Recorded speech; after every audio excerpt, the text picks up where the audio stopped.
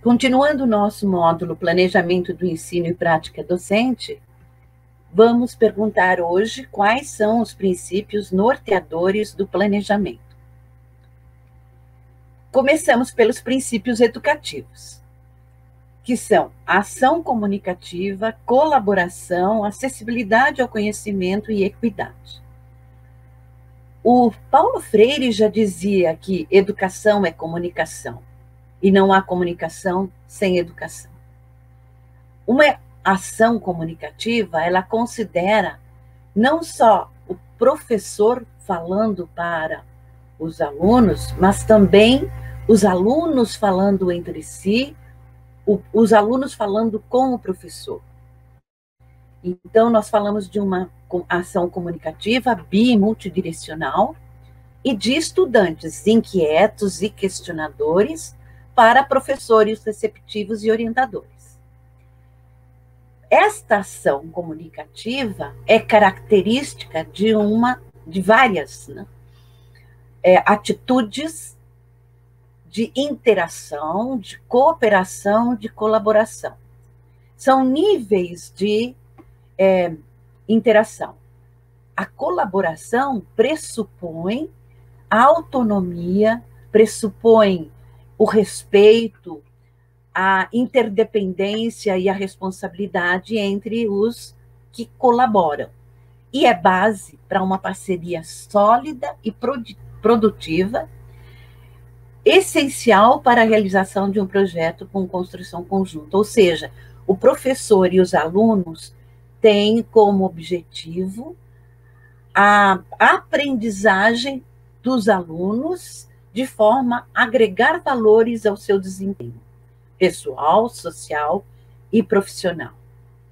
Então, para isso, o outro princípio básico é acessibilidade ao conhecimento.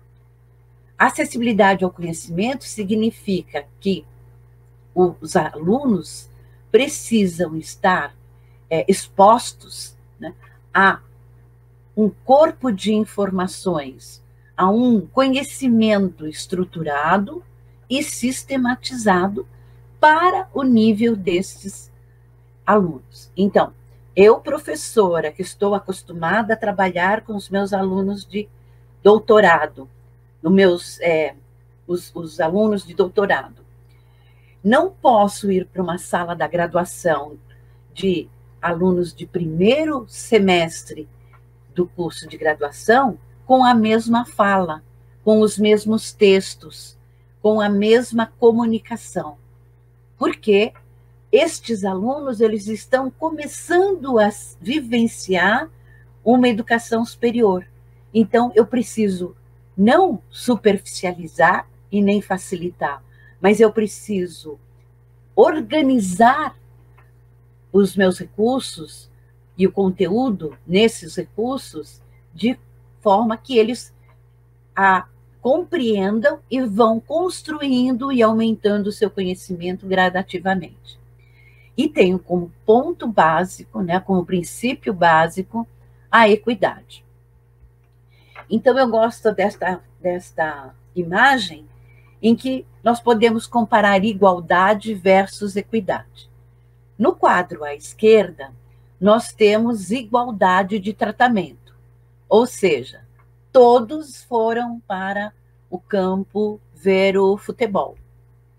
Só que, dando oportunidade a todos para ver o futebol, eu não estou tendo uma atitude equitativa com eles. Por quê?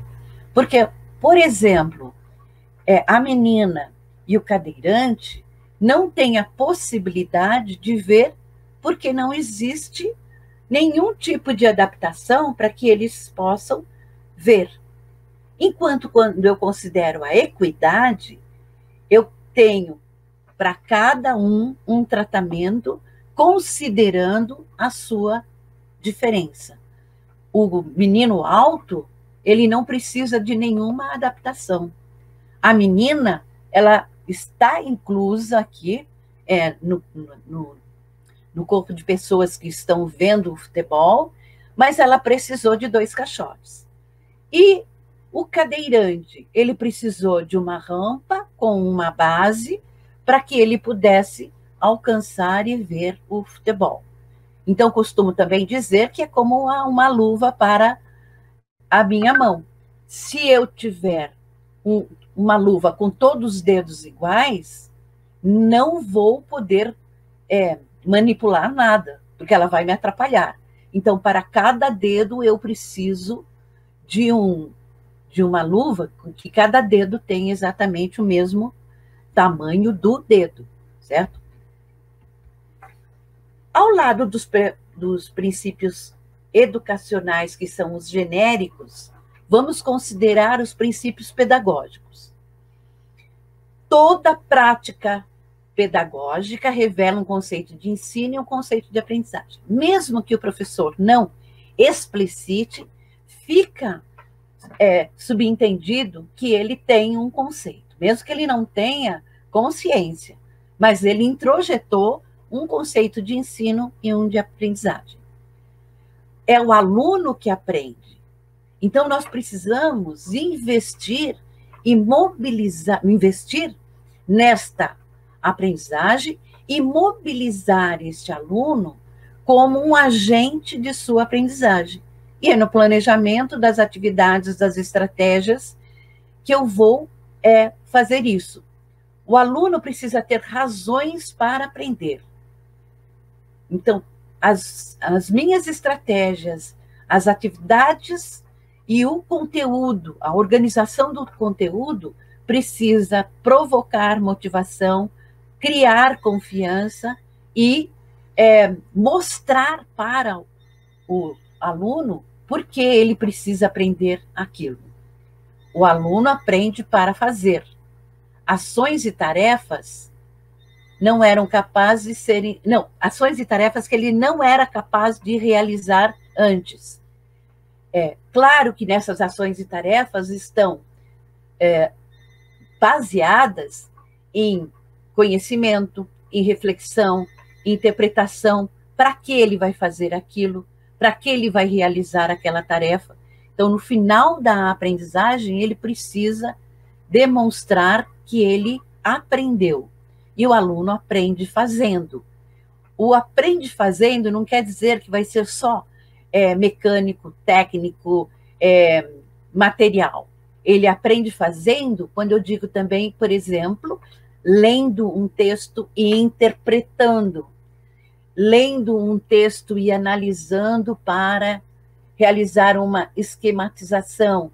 E com essa esquematização ele aprende a linha de pensamento do autor.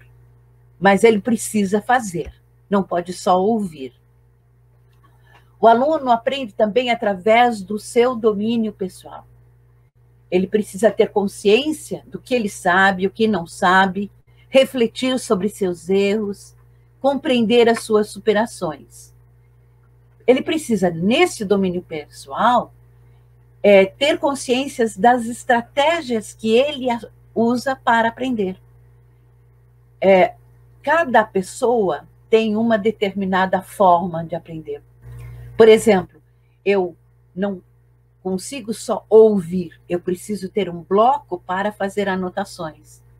Há outros alunos que precisam desenhar para fixar aquilo, e enquanto ele desenha, ele vai aprendendo e vai formulando hipóteses ou formulando comentários que ele expressa através do seu desenho.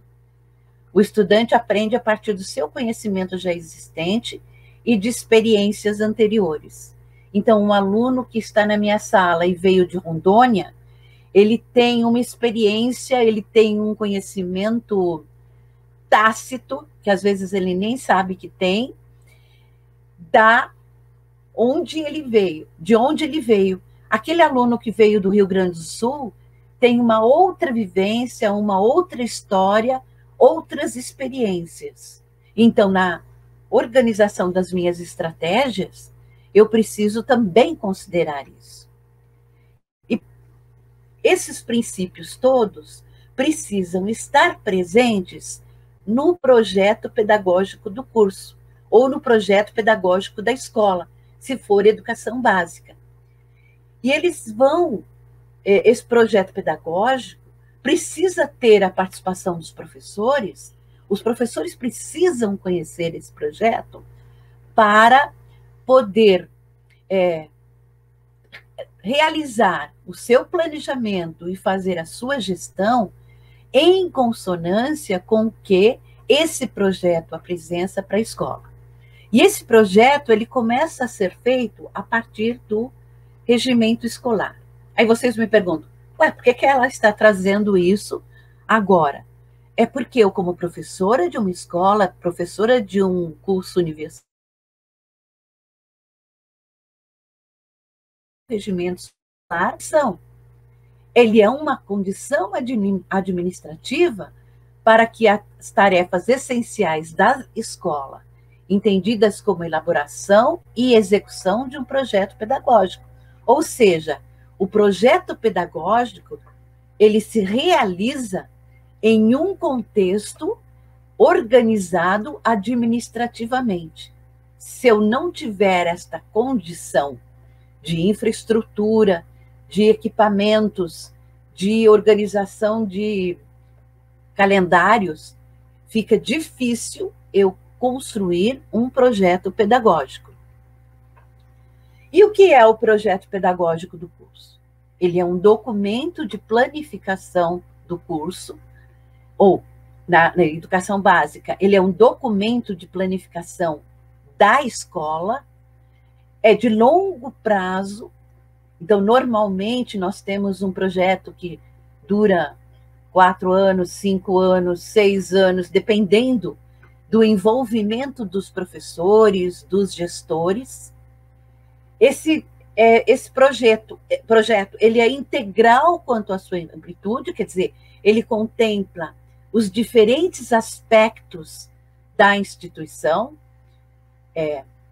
tanto da instituição, ele começa com a instituição e vai para o curso específico na educação básica, ou ele começa na instituição e vai para o curso específico na educação superior.